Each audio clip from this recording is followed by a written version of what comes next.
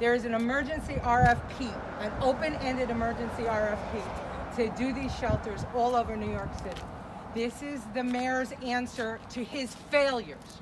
These are failures by him to, ease the burden of the homeless in New York City because he hasn't built the proper housing in New York City. So these open-ended RFPs can happen anywhere. And let me explain how it works. I guess you read the RFP, right? So we know? Oh, I haven't read the RFP. Okay, so I'll just fill you in on the RFP.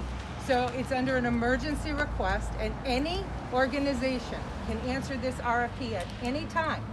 If they have a building and if they have a plan to house homeless, then they are able to apply for the money to do so here in Staten Island, in Queens, in Bronx, in Brooklyn, no matter where.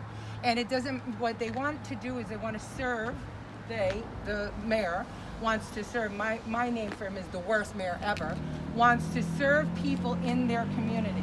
Now, allegedly, we have 1,000 homeless Staten Islanders.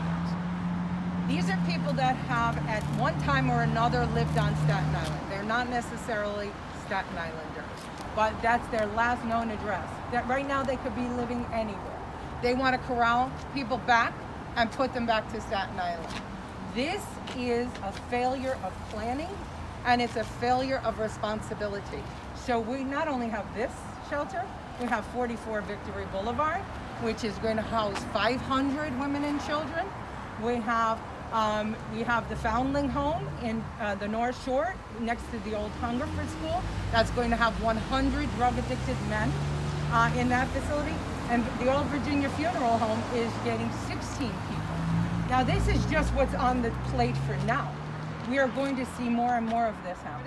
Is it really 50 people for you? 50 people for you. How are they going to fit 50 people? Well, they're going to retrofit it, and they're going to fast track the permits because that's what they do. At 44 Victory Boulevard, right now there is a stop work order. Well, retrofit means rebuilding it. Right, that's exactly right. And Well, how much bigger would it have to be? Well, I cannot answer the question for the square footage, but it doesn't have to be very large.